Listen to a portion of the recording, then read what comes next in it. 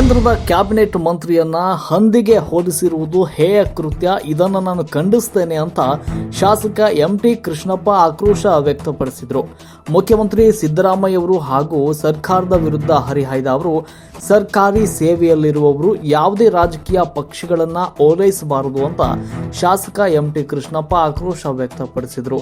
ಅವರು ತುರುವೇಕೆರೆ ಪಟ್ಟಣದ ಪ್ರವಾಸಿ ಮಂದಿರದಲ್ಲಿ ಸುದ್ದಿಗೋಷ್ಠಿಯಲ್ಲಿ ಮಾತನಾಡಿದ ಅವರು, ಕೇಂದ್ರ ಮಂತ್ರಿಗಳಾದ ಎಚ್.ಡಿ. ಕುಮಾರಸ್ವಾಮಿ ಅವರ ಬಗ್ಗೆ ಲಘುವಾಗಿ ಮಾತನಾಡಿರುವುದು ಖಂಡನೀಯವಾಗಿದ್ದು, ಎಡಿಜಿಪಿ ಚಂದ್ರಶೇಖರ್ ಹುದ್ದೆ ಪಡೆದಿರುವುದು ಸಂವಿಧಾನದ 309 ಕಾನೂನು ಗ್ರೂಪ್ ಡಿ ಹುದ್ದೆಯಿಂದ ಚೀಫ್ ಸೆಕ್ರೆಟರಿ ವರೆಗೂ ಅನ್ವಯಿಸುತ್ತೆ.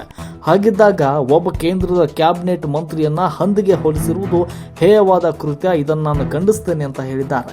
ಸರ್ಕಾರಿ ಸೇವೆಯಲ್ಲಿರುವವರು ಯಾವುದೇ ರಾಜಕೀಯ ಪಕ್ಷಗಳನ್ನ ಬೆಂಬಲಿಸಬಾರದು. ಯಾವ ಗ್ರಾಮ ಪಂಚಾಯಿತಿ ಸದಸ್ಯರು ಕೂಡ ಹೀಗೆ ಮಾತನಾಡುವುದಿಲ್ಲ. ಎಡಿಜಿಪಿ ಚಂದ್ರಶೇಖರ್ ಒಬ್ಬ ಭ್ರಷ್ಟ ಅಧಿಕಾರಿ. 33 ಅಂತಸ್ತಿನ ಕಟ್ಟಡವನ್ನು ರಾಜಕಾಲುವೆಯನ್ನು ಒತ್ತುವರಿ ಮಾಡಿ ಕಟ್ಟಿದ್ದಾನೆ. ಈತ 1 ಎಕರೆ ವಿಲಾದಲ್ಲಿ ವಾಸ ಮಾಡ್ತಿದ್ದಾನೆ. ಅವನಿಗಿದ್ದರ ನಿರ್ವಹಣೆಗೆ ಖರ್ಚು ವೆಚ್ಚ 1 ತಿಂಗಳಿಗೆ 5 ಲಕ್ಷ ರೂಪಾಯಿಗಳು ಬೇಕು. ಅವನ ಸಂಬಳ ಎಷ್ಟು ಎನ್ನುವುದನ್ನು ಯೋಚನೆ ಮಾಡಿ ಅಂತ ಹೇಳಿ ಇಂತಹ ಭ್ರಷ್ಟನನ್ನು ಎಡಿಜಿಪಿಯಾಗಿ ಸರ್ಕಾರ ನೇಮಿಸಿದೆ. ಇದರಿಂದ ಏನಾಗುತ್ತೆ ಎಂಬುದನ್ನು ಊಹಿಸಿಕೊಳ್ಳಿ. ಬೇಲಿ ಎದ್ದು ಹೊಲವನ್ನು ಮೈದಂಗೆ ಅಂತ ಆ ಸಂದರ್ಭದಲ್ಲಿ ಆಕ್ರೋಶವನ್ನು ವ್ಯಕ್ತಪಡಿಸಿದರು. ಇನ್ನು ಸಿಎಂ ಸಿದ್ದರಾಮಯ್ಯ ಅವರಿಗೆ ಕೆಲವು ಕಾನೂನುಗಳ ಅರಿವಿಲ್ಲ. ಅವರಿಗೆ ಇದೇ ಸಾಕ್ಷಿ. ಇವರೊಬ್ಬ ಅಪ್ರಬುದ್ಧ ಮುಖ್ಯಮಂತ್ರಿ ಆಗಿದ್ದಾರೆ ಅಂತ ಸಿಎಂ ಸಿದ್ದರಾಮಯ್ಯ ಅವರ ವಿರುದ್ಧ ಕೂಡ ಈ ಸಂದರ್ಭದಲ್ಲಿ ಹರಿಹಾಯ್ದರು. ಇನ್ನು ಒರಿಸ್ಸಾ ಕೇಡರ್ ಅಧಿಕಾರಿಯಾಗಿದ್ದು ಈತ ಕರ್ನಾಟಕಕ್ಕೆ ಬಂದು 15 ವರ್ಷಗಳಾಗಿದ್ದು ಇವರನ್ನ ಸಿಎಂ ಸಿದ್ದರಾಮಯ್ಯನವರು ಬಳಸಿಕೊಡ್ತಿದ್ದಾರೆ ಎನ್ನುವಂಥ ಆರೋಪವನ್ನು ಮಾಡಿದರು. ಕೇಂದ್ರ ಮಂತ್ರಿ ಕುಮಾರಸ್ವಾಮಿ ಅವರ ಬಗ್ಗೆ ಲಘುವಾಗಿ ಮಾತನಾಡಿರುವ ಅಧಿಕಾರಿಗೆ ಬೆಂಬಲ ನೀಡ್ತಾ ಇರುವುದು ಮುಖ್ಯಮಂತ್ರಿಗಳ ಮನಸ್ಥಿತಿಯನ್ನು ತಿಳಿಸ್ತಾ ಇದೆ ಅಂತ ಈ ಸಂದರ್ಭದಲ್ಲಿ ಆಕ್ರೋಶ ವ್ಯಕ್ತಪಡಿಸಿದರು. ಇನ್ನು ಇದನ್ನ ಮೈತ್ರಿ ಪಕ್ಷಗಳ ಶಾಸಕರು ಹಾಗೂ ಕಾರ್ಯಕರ್ತರು ವಿಧಾನಸೌಧದ ಮುಂದೆ ಸೇರಿ ಸರ್ಕಾರದ ವಿರುದ್ಧ ಧರಣಿ ನಡೆಸುತ್ತೇವೆ. ಸರ್ಕಾರದ ಮುಖ್ಯ ಕಾರ್ಯದರ್ಶಿ ಅವರಿಗೆ ಕೂಡಲೇ ಅಧಿಕಾರಿಯನ್ನು ಅಮಾನತ್ನಲ್ಲಿಟ್ಟು ವಿಚಾರಣೆಯನ್ನು ನಡೆಸಬೇಕು ಅಂತ ಮನವಿ ಸಲ್ಲಿಸಿದ್ದೇವೆ. ಕೂಡಲೇ ಕ್ರಮವನ್ನು ತೆಗೆದುಕೊಳ್ಬೇಕು ಅಂತ ಹಾಗೂ ಅವರನ್ನು ರಾಜ್ಯದಿಂದ ಬಿಡುಗಡೆಗೊಳಿಸಿ ಅಂತ ಶಾಸಕನಾಗಿ ನಾನು ಸರ್ಕಾರಕ್ಕೆ ಒತ್ತಾಯಿಸ್ತೇನೆ ಅಂತ ಹೇಳಿದರು. ಇನ್ನು ಕ್ರಮ ವಹಿಸದೇ ಇದ್ರೆ ರಾಜ್ಯದಾದ್ಯಂತ ಹೋರಾಟ ಮಾಡುವುದಾಗಿ ಎಚ್ಚರಿಕೆ ಕೂಡ ನೀಡಿದರು. ಈ ಸಂದರ್ಭದಲ್ಲಿ ಮಾಜಿ ಎಪಿಎಂಸಿ ಸದಸ್ಯ ವಿಜಯೇಂದ್ರ ಹೆಗ್ಡಿಯಡಿ, ವಿಶ್ವನಾಥ, ಬಿಎಚ್ ಪರಮೇಶ್, ವೆಂಕಟಪುರ ಯೋಗೇಶ್, ಗಂಗಾಧರಿಯ ರಾಘು ಸೇರಿದಂತೆ ಹಲವರು ಸಂದರ್ಭದಲ್ಲಿ ಉಪಸ್ಥಿತರಿದ್ದರು. ವರದಿ ಸುರೇಶ್ ಬಾಬು ಎಂ, ತುರುವೇಕೆರೆ. ತುಂಬಾ ಲಘುವಾಗಿ ಮಾತಾಡಿದ್ದಾರೆ. He is appointed under Article 309 Group D2 Chief Secretary. ಅದು ಸಂವಿಧಾನ 309, ಕೋರ್ಟ್ ಮಾತ್ರ 311, ಹೈಕೋರ್ಟ್ ನಾಟ್ ಲೋಯರ್ ಕೋರ್ಟ್ ಆಯ್ತಾ. ಸಂವಿಧಾನದಲ್ಲಿ ಎಲ್ಲ ಗ್ರೂಪ್ ಡಿ ಏನು ರೂಲ್ಸ್ ಇದೆ ಅದೇ ರೂಲ್ಸ್ ಎಡಿಜಿಪಿಗೆ ಚೀಫ್ ಸೆಕ್ರೆಟರಿ ಆಗಿರೋದು. ಅಂತ ಸಂದರ್ಭದಲ್ಲಿ ಒಬ್ಬ ಕ್ಯಾಬಿನೆಟ್ ಮಿನಿಸ್ಟರ್ನ ಹಂದಿಗೆ ಹೋಲಿಸಿ ಮಾತಾಡಿರ್ತಕ್ಕಂಥದ್ದು ಇದೊಂದು ಹೇಯ ಕೃತ್ಯ. ಇದನ್ನು ಖಂಡಿಸ್ತೇನೆ. As a government servant he is not supposed to talk like that. Any political ಇವತ್ತು ಪಂಚಾಯತಿ ಸದಸ್ಯರು ಮಾತಾಡಕ್ ಬರೋದಿಲ್ಲ, ಮಾತಾಡಿದ್ದಾನೆ. ಇದನ್ನ ತೀವ್ರವಾಗಿ ನಾವು ಖಂಡಿಸ್ತೇವೆ ಅಲ್ವಾ. ಇವನೇ ಭ್ರಷ್ಟ. 33 ಅಂತಸ್ತಿನ ಇದು ಅಪಾರ್ಟ್ಮೆಂಟ್ ಕಟ್ತಾವನು ರಾಜಕಾಲುವೆನ ಒತ್ತಿ. ಇಂಥ ಭ್ರಷ್ಟನ ಎಡಿಜಿಪಿ ಲೋಕಾಯುಕ್ತ ಮಾಡಿದ್ರೆ ಏನಾಗ್ಬೋದು? ಬೇಲಿನೇ ಇದ್ದು ಹೊಲ ಬಿದ್ದಂಗೆ ಆಗಿದೆ. ಅತ್ಯಂತ ಭ್ರಷ್ಟನ ಎಡಿಜಿಪಿ ಮಾಡಿರೋದು ಇದು ಸರ್ಕಾರದ ಭ್ರಷ್ಟಾಚಾರಕ್ಕೆ ಕೈಗನ್ನಡಿಯಾಗಿದೆ. ಸಿದ್ದರಾಮಯ್ಯನವರು ಅದು ರಾಜಕಾಲುವೆ ಒತ್ತಿಸಿ ಕಟ್ಟಿರೋದು, ರಾಜಕಾಲುವೆ ಒತ್ತಿಸಿ ಸಾಲ ಮಾಡಿದ್ರು ಆಯ್ತಾ. ಅದರಲ್ಲಿ 1 ಎಕರೆ ವಿಲ್ಲಾದಲ್ಲಿ ವಾಸ ಆಗಿರೋದು. ಅವನು ಏರ್ಪೋರ್ಟ್ ರೋಡಲ್ಲಿ 1 ಎಕರೆ ವಿಲ್ಲಾದಲ್ಲಿ ವಾಸ ಆಗಿದ್ದಾನೆ. ಅತ್ಯಂತ ಭ್ರಷ್ಟ ಇಲ್ಲಿವರು, ಅತ್ಯಂತ ಭ್ರಷ್ಟ. ಆಮೇಲೆ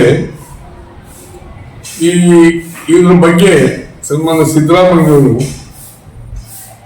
ಎಡಿಜಿಪಿ ಸಪೋರ್ಟ್ ಮಾಡಿರೋದು ಇದು ಖಂಡನೀಯ.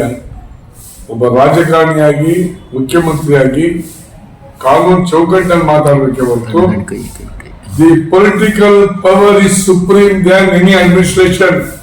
ಹೌದಾ? ಕಾನೂನು ತಿಳ್ಕೊಂಡ ಸಿದ್ದರಾಮಯ್ಯ, ಅವನಿಗೆ ಬುದ್ಧಿನೇ ಇಲ್ಲ ಅನ್ನೋದಕ್ಕೆ ಇದೇ ಸಾಕ್ಷಿ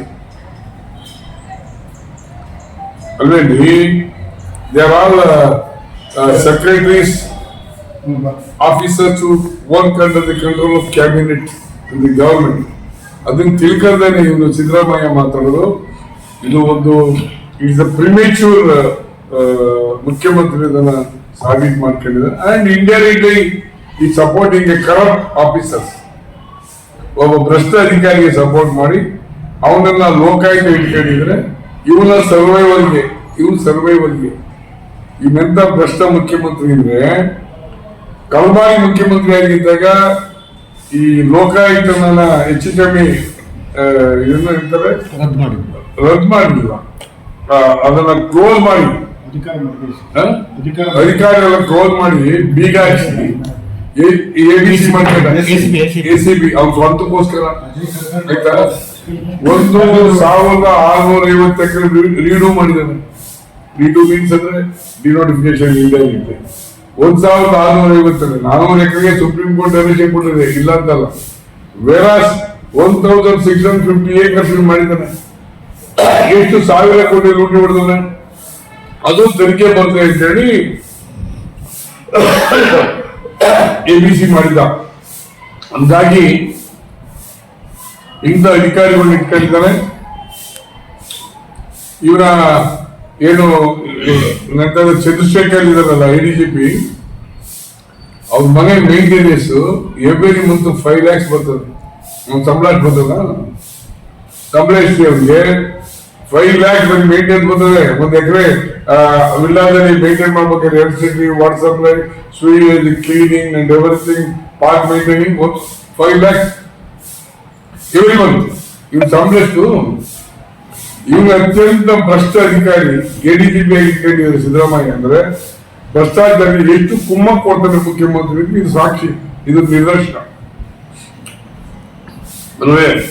ಇವನು ಒರಿಸ್ಸಾ ಕೇಡರು IPS ಕರ್ನಾಟಕದಲ್ಲ, 5 year ಡೆಪ್ಯುಟೇಷನ್ ಬರ್ಬೋದು. ಇವನಾಗ ಬಂದು ಮೋರ್ ದನ್ 10-15 years ಆಗಿದೆ. ಆದ್ರೂ ಸಿದ್ದರಾಮಯ್ಯ ಮಣಿಕ ಕುಂತಾರೆ, ಅವ್ನು ವಾಪಸ್ ಕಳಿಸಲ್ಲ. ಈಸ್ ಮ್ಯಾನಿಪುಲೇಟಿಂಗ್ ಅಲ್ವಾ. ಹಾಗಾಗಿ ಸರ್ಕಾರ ಭ್ರಷ್ಟಾಚಾರದಲ್ಲಿ ಮುಳುಗೋಗಿದೆ. ಇವತ್ತು ಇವರ ಜಗಳದಲ್ಲಿ ಭ್ರಷ್ಟಾಚಾರದಲ್ಲಿ ರಾಜ್ಯದ ಡೆವಲಪ್ಮೆಂಟ್ ಅಂತೂ ಏನೇನೂ ಇಲ್ಲ. ಗ್ರಾಂಟ್ ಕೊಡಕ್ಕೆಲ್ಲ, ತಾಲೂಕಿನಲ್ಲಿ ಏನೂ ಕೆಲಸ ಮಾಡಕ್ ಆಗ್ತಾ ಇಲ್ಲ. ಹೀಗಾಗಿ ಅತ್ಯಂತ ಭ್ರಷ್ಟ ಇನ್ಎಫಿಷಿಯಂಟ್ ಮುಖ್ಯಮಂತ್ರಿ ಇದ್ರು ಸಿದ್ದರಾಮಯ್ಯ. ಅವ್ರಿಗೆ ಈ ಡೆವಲಪ್ಮೆಂಟ್ ಬಗ್ಗೆ ಕಾಳಜಿ ಇಲ್ಲ, ಬರೀ ರಾಜಕೀಯ ಮಾಡೋದು, ದುಡ್ಡು ಹಿಡಿದ್ಬಿಟ್ಟು ಇನ್ನೇನು ಗೊತ್ತಿಲ್ಲ ಆಯ್ತಾ. ರಾಜ್ಯದಲ್ಲಿ ಆಡಳಿತ ಕಂಪ್ಲೀಟ್ ಕುಸ್ತಿದೆ. ರಾಜ್ಯದ ಎಲ್ಲಾ ಕ್ಯಾಬಿನೆಟ್ ಸಚಿವರು ಭ್ರಷ್ಟಾಚಾರದ ಮುಳುಗೋಗಿವರು. ಬರೀ ದುಡ್ಡು ಹೊಡೆಯ ಕಾರ್ಯಕ್ರಮ ಇದ್ಬಿಟ್ಟು ಇನ್ನೇನು ಇಲ್ಲ. ರಾಜಕಾರಣಿಗಳಾಗಿ ಅವರು ಒಂದು ಪಕ್ಷದ ಮುಖ್ಯಮಂತ್ರಿ, ಕುಮಾರಸ್ವಾಮಿ ಅವರು ಸಹ ರಾಷ್ಟ್ರದ ಕ್ಯಾಬಿನೆಟ್ ಮಿನಿಸ್ಟರ್. ಅವ್ರ ಬಗ್ಗೆ ಒಬ್ಬ ಅಧಿಕಾರಿ ಲಘುವಾಗಿ ಮಾತಾಡಿದಾನೆ ಅಂದ್ರೆ ಅವನಿಗೆ ಸಪೋರ್ಟ್ ಮಾಡ್ತಾನೆ ಮುಖ್ಯಮಂತ್ರಿ ನಾಚಿಕೆಡಲ್ಲಿ. It is condemn. ಮುಖ್ಯಮಂತ್ರಿ ಆಟಿಟ್ಯೂಡ್ ಇಸ್ ಕಂಡಮ್, ಹೌದಲ್ಲ. ಹಾಗಾಗಿ ಕೂಡಲೇ ಅವನ ಅಪಾಲಜಿ ಕೇಳದೆ ಇದ್ರೆ ಇಡೀ ರಾಜ್ಯಾದ್ಯಂತ ಜನ ಸೇರಿಸಿ ವಿಧಾನಸೌಧ ಮುಂದೆ ಹೋರಾಟ ಮಾಡ್ತೀವಿ. ಕೂಡಲೇ ನಿನ್ನೆ ನಾವು ಏನ್ ಮನವಿ ಕೊಟ್ಟಿದ್ದೀವಿ ಚೀಫ್ ಸೆಕ್ರೆಟರಿಗೆ ಕೂಡಲೇ ಅವನ ಅಮಾನತಲ್ಲಿಟ್ಟು ಎನ್ಕ್ವೈರಿಗೆ ಆರ್ಡರ್ ಮಾಡಬೇಕು. It is our demand to the chief secretary, government of Karnataka, kept under suspension and then further enquiry. ಎಲ್ಲಿ ಹಂಗಾಗಿ ಕೂಡಲೇ ಅಮಾನತು ಇಡಬೇಕು ಅನ್ನೋದು ನನ್ನ ಒತ್ತಾಯ, ಶಾಸಕರಾಗಿ ಒತ್ತಾಯ. ನಾವೆಲ್ಲರೂ ಸಹ ನಿನ್ನೆ ಹೋಗಿ ಚೀಫ್ ಸೆಕ್ರೆಟರಿ ಮನವಿ ಕೊಟ್ಟು ಬಂದಿದ್ವಿ ಕ್ರಮ ತಗೊಳಕ್ಕೆ. ಅವನ್ನ ಕ್ರಮ ತಗೋಬೇಕು.